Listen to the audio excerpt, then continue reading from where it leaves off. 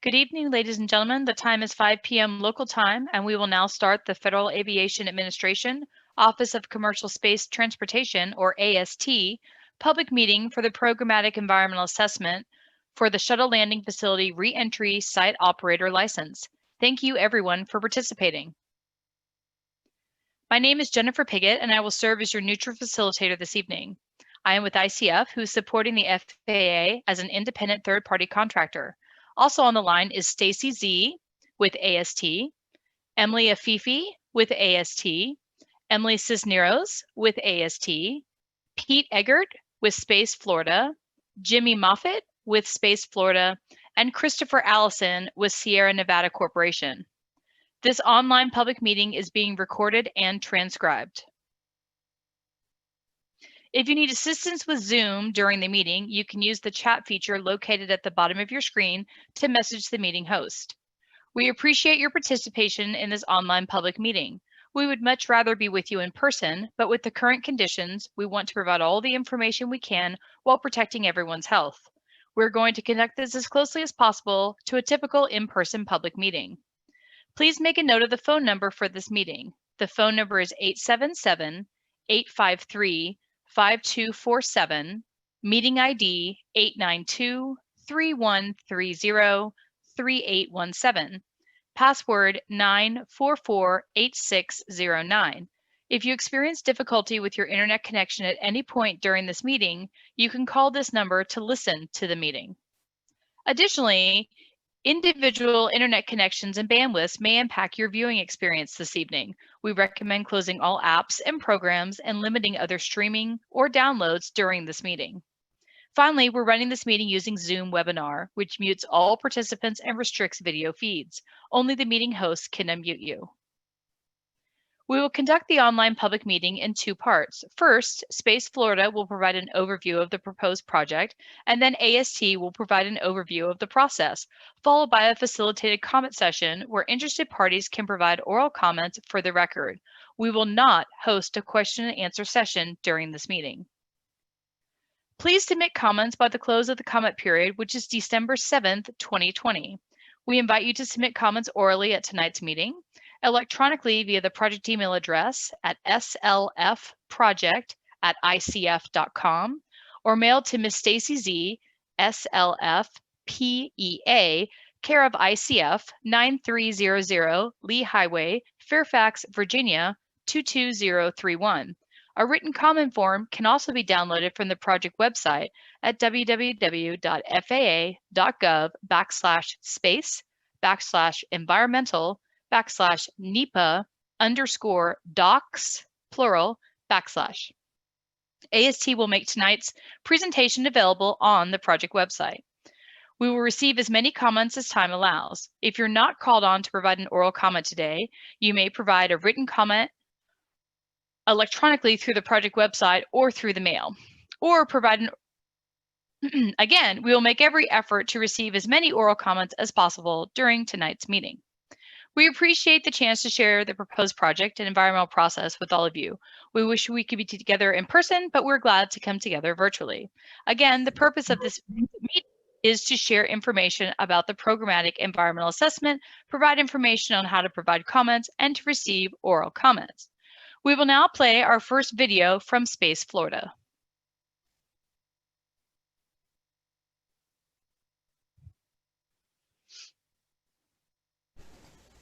Shuttle Landing Facility Reentry Site Operators License Application Public Engagement Meeting, December 2020 by Space Florida.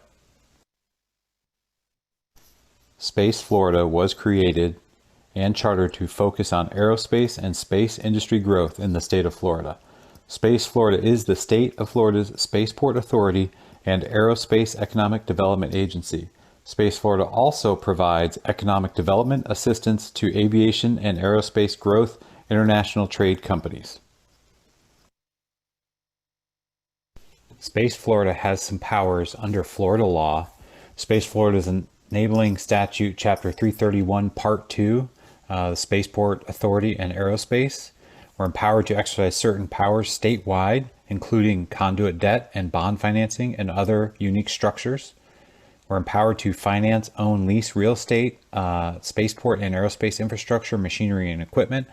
We may hold rights to intellectual property, and we can create and update a statewide spaceport master plan.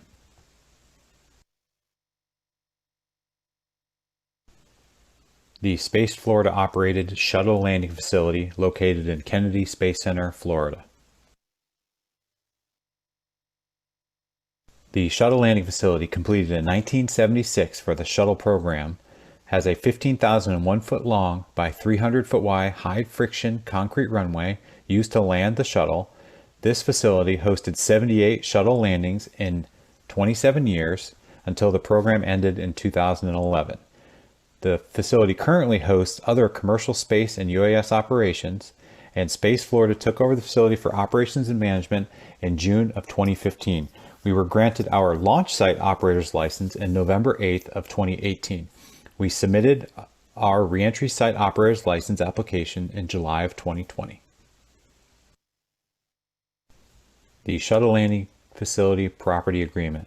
NASA transferred control of the shuttle landing facility to Space Florida on June 22, 2015. The property agreement is a 30-year agreement with one 30-year extension option, making 60 years total. The purpose and scope of the agreement is to facilitate Space Florida management, development, improvement, operations, and sustainment of the shuttle landing facility, to encourage private sector and state and local government investment and participation in the development and improvement of space transportation and infrastructure, and to transfer the operational management and maintenance responsibility for the SLF to Space Florida, and Space Florida to obtain site licenses for launch and reentry operations. Some of the permitted uses include commercial space activities, commercial aviation activities, unmanned aerial system platform testing and operations. And then we also provide priority use and scheduling for major NASA and DoD operations as needed. Historical shuttle reentries from 2006 to 2011 when the program ended. The yellow tracks are representative of shuttle reentry flight tracks over the continental United States and the state of Florida. Level of reentry operations at the shuttle landing facility. This chart shows the SLF landings for the last 20 years of the shuttle program. During the last 20 years of the shuttle program, there was a peak landings in 1997, and that peak was 8 landings in 1 year. The average number of landings for the last 20 years of the shuttle program are 3.5 per year. That takes into account the peak of 8 and the low average of 3. The shuttle program ended in 2011. However, in 2017 and 2019, the shuttle landing facility did see one reentry of a space vehicle, the X-37B, in 2017 and 2019. This slide shows future operations under the reentry site operator's license at the shuttle landing facility. The first year, 2021, potentially seeing 1 reentry event, and 2025 being the peak, showing 6 reentry events. So the shuttle landing facility and Space Florida's reentry site operator's license will host and be able to support a range of commercial reentry vehicles. This slide here shows some of the potential vehicles, which include our representative vehicle, the Sierra Nevada Corporation Dream Chaser, in the lower left-hand corner of this slide. Here we go into the FAA licensing process for the site and the vehicle. There are 2 different processes for the site and the vehicle. The 14 CFR Part 433 is the license to operate a reentry site, which Space Florida is pursuing for the shuttle landing facility. This authorizes Space Florida to operate a commercial reentry site at the shuttle landing facility. This is similar to the requirements to a launch site operator's license, which were attained in 2018. It includes a flight safety analysis for a representative vehicle, its operational documents, letters of agreement for airspace, and programmatic environmental assessment, which we are currently doing. The second part, the 14 CFR Part 435, is a reentry of a reentry vehicle. So this authorizes a user, such as the Sierra Nevada Corporation to conduct reentries and landings at the shuttle landing facility. This is a vehicle-specific regulation that includes vehicle-specific letters of agreement and vehicle-specific flight safety analysis and tiered environment review, which is will be pursued in the near future.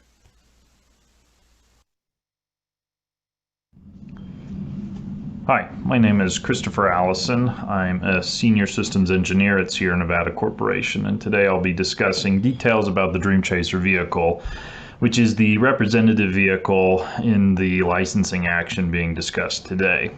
So Dream Chaser is currently the only commercial runway landing orbital space vehicle in development. There are multiple variants of the vehicle, either crewed or uncrewed versions of the vehicle, as seen there in the pictures on the right. And Dream Chaser is unique from other space vehicles in the fact that it uses non-toxic propulsion for orbital translations, attitude control, and the deorbit burn.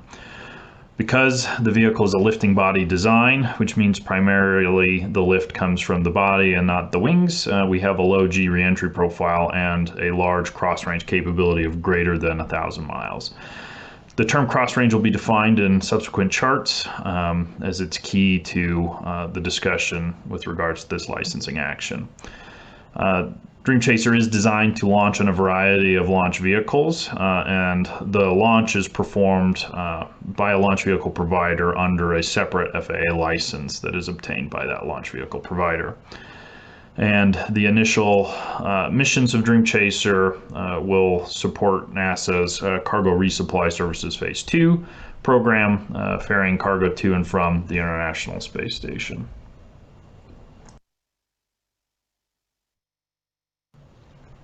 Before we dive into the rest of the presentation, there's a few terms that I feel are important for the audience to understand. What you see here on the chart is kind of in the teal, the lines. Those are what are called orbital ground tracks. So as the ISS or Dream Chaser or an object on orbits the Earth, it has a projection of its ground track directly below it onto the surface of the Earth. And because of the rotation of the Earth and the time it takes for an object to orbit around the Earth, those ground tracks precess around the Earth. So you can see as the vehicle begins to orbit, those ground tracks march across the United States in this image.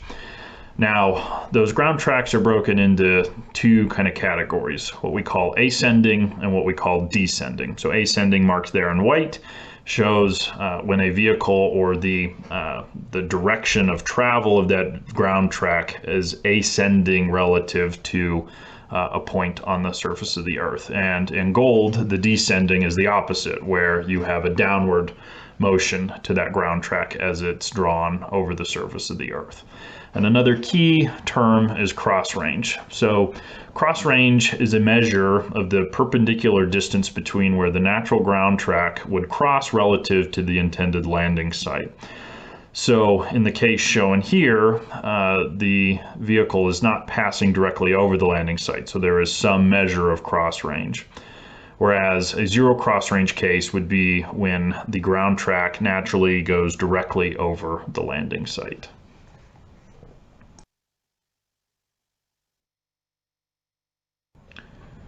The image shown on this chart is multiple orbits of Dream Chaser around the Earth. And you'll notice that around KSC, or the Shuttle Landing Facility, there is a white circle. And that white circle represents the cross-range capability of Dream Chaser. So as we defined on the previous chart, if a orbital ground track marked in red falls within the cross-range capability, then that indicates an orbit of which the vehicle can perform a re-entry and successfully land at the landing site. So what you can see in this image is 4 orbits indicated in red by the ground track on the surface of the Earth. And it starts over the Atlantic Ocean and about every 90 minutes goes around the Earth. And due to the rotation of the Earth, it precesses, so they do not repeat over themselves. And you can see that 2 of the red ascending trajectories cross through the white circle, whereas the remainder do not. And that indicates that only those two trajectories, which we call back-to-back opportunities, because there's one and then roughly 90 minutes later there's another one that crosses in the circle, result in the ability for Dream Chaser to deorbit and successfully land at the shuttle landing facility. The other orbits are not viable opportunities to land at that facility. And so what this is showing is that there is a time component and a physics component to when a landing can occur at the shuttle landing facility.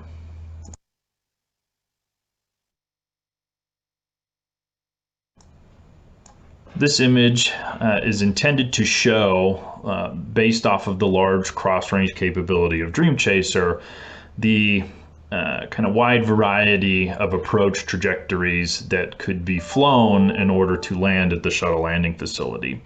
So what is shown here down the middle in the thicker, darker gray line is a zero cross-range nominal trajectory for Dream Chaser. So if the orbital ground track were to perfectly align with the landing site, this is roughly the trajectory or a nominal trajectory that Dream Chaser would fly in order to land at the facility. The bounding lines, the 100 degrees and the 330 degrees, are indicating the boundaries of the total cross-range capability to the right and to the left of the nominal trajectory. So what is depicted here is the full swath, if you will, of possible reentry paths that could occur depending on the particular cross-range that's being deorbited on for a particular mission.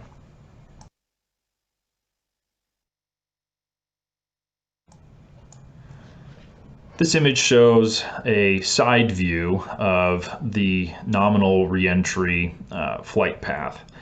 And for context, Dream Chaser performs its deorbit burn on orbit from several hundred kilometers above the surface of the Earth. What this image is showing is a zoomed in view for the portions of the flight trajectory that would fly over Florida. And on the vertical axis, you can see we have altitude in increments of 1,000 feet. And then on the bottom axis, we have the distance to the landing site in miles. And Dream Chaser is a lifting body vehicle that is optimized to fly through all different flight regimes. So high altitude, high speed, and low altitude, low speed. And because of that, it has a fairly low lift to drag ratio, and therefore the descent once close to the landing site is fairly steep compared to conventional aircraft. You can see that for majority of the flight over Florida, we are well above 60,000 feet, and only about 3.5 to 4 minutes prior to touchdown on the runway do we enter what is traditionally referred to as the NAS, or the National Airspace System. Around the SLF, there is Cape Canaveral restricted airspace. So for only about 30 seconds of the flight do we expect Dream Chaser to be in the NAS prior to entering the restricted airspace.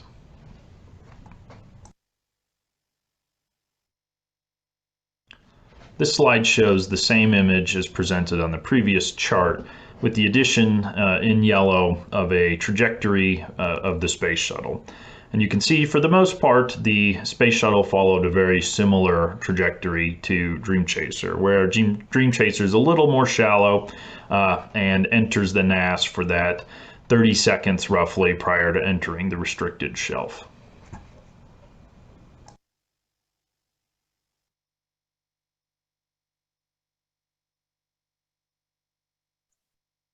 Thank you, Space Florida, for that presentation. We will now begin our second video presentation from AST.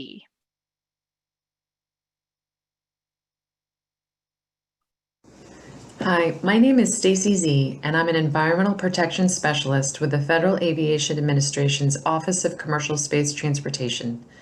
I, along with my colleagues Emily Afifi and Emily Cisneros, will explain the FAA's licensing and environmental review process and explain the Programmatic Environmental Assessment, referred to as Programmatic EA, for the Shuttle Landing Facility Reentry Site Operator License. We are holding this public meeting because Space Florida is proposing to operate a commercial space reentry site at the Shuttle Landing Facility under an FAA Reentry Site Operator License. The license would allow Space Florida to offer the site to one or more commercial reentry operators for the reentry and landing of reentry vehicles. Issuing a reentry site operator license is considered a major federal action subject to environmental review under the National Environmental Policy Act, or NEPA for short. The FAA has analyzed potential environmental impacts under NEPA for this action in the Draft Programmatic EA. A U.S. citizen or an entity organized under the laws of the U.S. or any state must obtain a license to launch or re-enter a vehicle inside or outside of the U.S., or to operate a launch or re-entry site inside or outside of the U.S. The FAA does not license operations that the government carries out for the government. For example, NASA and the Department of Defense typically carry out their own launch and re-entry operations. In summary, if the company is U.S. incorporated or operated in a U.S. territory, it needs authorization from the FAA.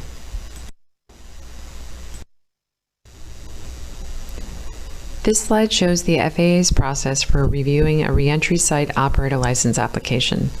The process begins with a pre-application consultation, where the FAA coordinates with the applicant on certain aspects of the proposed project. The FAA has accepted Space Florida's license application and started the evaluation process. The FAA conducts several reviews during the application evaluation process before making a determination on the license. This includes a safety review, an environmental review, airspace integration, a policy review, and a reentry site location review. The first three will be discussed in more detail shortly. After the license determination, there is a compliance monitoring and safety inspections. If granted, a reentry site operator license remains in effect for 5 years. A licensee can renew the license by submitting an application to the FAA. When a prospective reentry vehicle operator applies for a license to reenter the shuttle landing facility, the FAA will begin the vehicle operator license process, which has similar steps to the site operator license process. There are a few additional items, including a payload review and financial responsibility determination. Next, Emily Afifi will talk to you about the safety review, and Emily Cisneros will provide an overview of the airspace integration. For a reentry site, a safety review is performed to ensure the proposed operations can be conducted without jeopardizing public health and safety or the safety of property. Controlling public access to the site prevents any unauthorized access to the site or associated hazards. An explosive site plan is required for any licensed site. We review this plan to ensure it conforms to explosive siting standards, which includes a map of the facilities and the distancing of any hazardous materials and operation areas. Explosive site planning ensures propellants are stored at relative distances from each other, based on their types and quantities, to prevent them from mixing together and causing a fire or explosion. Through the reentry site location review, an applicant must show that at least one type of reentry vehicle can safely be reentered for each proposed reentry point. This review includes reentry site boundary, reentry flight corridor, and all associated risk analyses.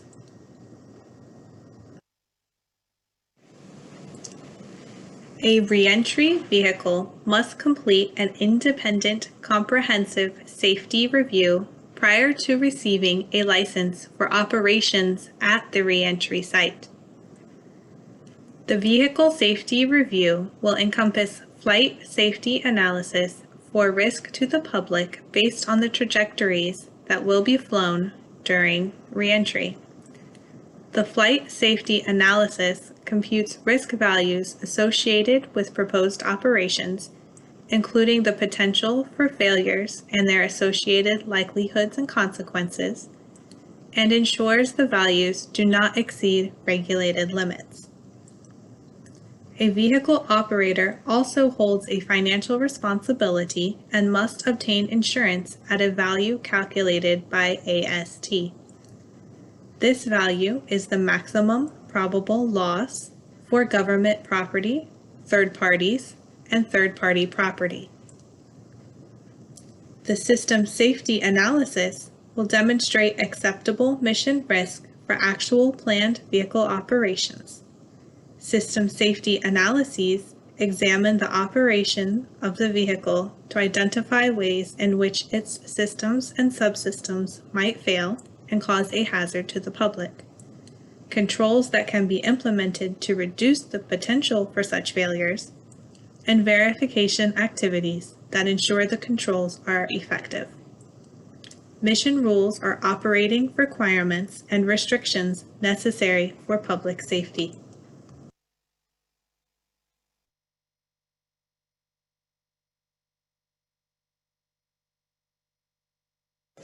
Airspace Integration. The FAA Air Traffic Organization manages the United States National Airspace System, which is the busiest and most complex in the world. The Office of Commercial Space Transportation works with the Air Traffic Organization and commercial space vehicle and site operators to ensure proposed operations are integrated into this airspace. This is done by establishing a letter of agreement. An applicant for a license must complete a letter of agreement with the FAA Air Traffic Control Facility having jurisdiction over the airspace through which the operations will take place. Letters of agreement establish procedures for notification, including the issuance of a notice to airmen, communication before, during, and after the operation, contingencies and emergencies, and any additional measures deemed necessary to protect public health and safety. Letter of agreement coordination begins during the pre-application consultation process and continues through the license determination. The FAA requires a draft letter of agreement in order to accept an application. For license determination, a final signed letter of agreement is preferred but not required.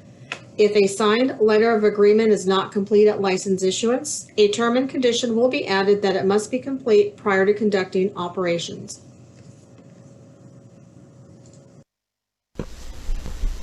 NEPA requires the FAA to analyze the potential environmental impacts of the proposed licensing action. The FAA prepared a Programmatic EA associated with Space Florida's proposed reentry site operator license. The FAA will prepare tiered environmental documents for any prospective reentry vehicle operators. Under NEPA, environment includes the physical and biological environment and human relationships to the environment. NEPA requires that decision makers consider environmental issues as part of their planning process. The FAA will not make a decision on their reentry site operator license until the NEPA process is complete. Also, successful completion of the environmental review does not guarantee that the FAA would issue a reentry site operator license to Space Florida. NEPA requires that the FAA compares the potential environmental impacts of the proposed action to a no-action alternative. Under the no-action alternative, the FAA would not issue a reentry site operator license to Space Florida, and reentry operations could not occur at the Shuttle landing facility. Space Florida could continue to offer the Shuttle landing facility as a launch site to prospective operators under their existing launch site operator license. A programmatic document is a type of general broad environmental review from which subsequent NEPA documents can be tiered, focusing on the issues specific to the subsequent action. The analysis in the draft Programmatic EA is based on broad assumptions regarding conceptual reentry vehicle operations that could take place at the Shuttle landing facility. The programmatic process was used to analyze this action because no reentry vehicle operator has submitted a reentry license application yet. If a vehicle operator applies for a license to conduct reentries at the Shuttle landing facility, a separate environmental document tiering off the Programmatic EA would be required. This tiered document would include a more detailed analysis based on vehicle-specific operations.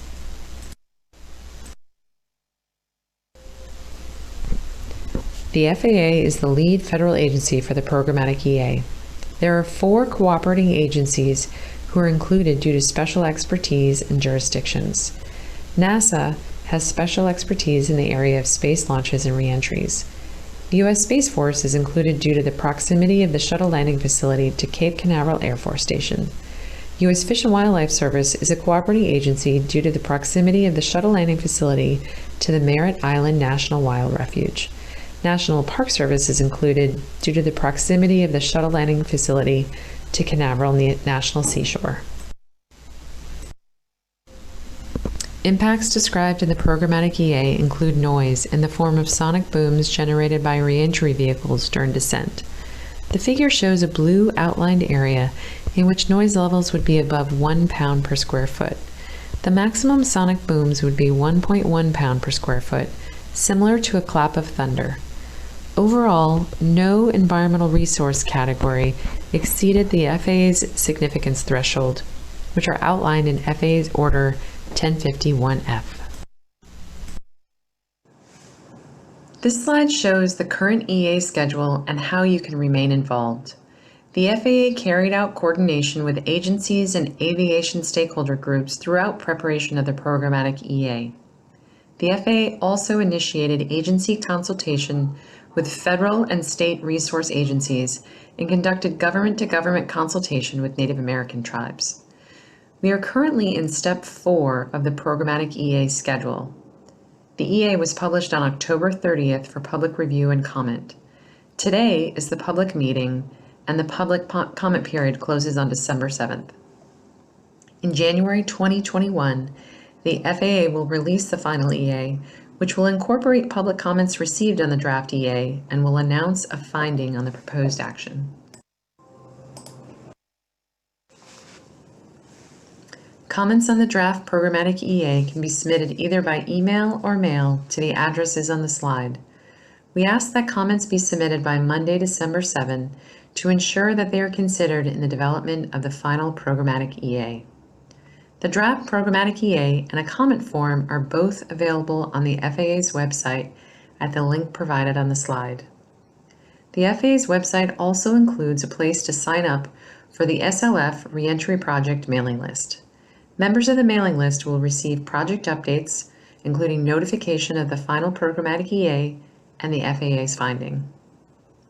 The FAA will also provide updates on any applications submitted by prospective reentry vehicle operators for conducting reentries at the Shuttle landing facility. Thank you for listening to our overview of the FAA's licensing process and the Programmatic EA. The remaining portion of tonight's meeting is reserved for providing oral comments. Jennifer will explain the process.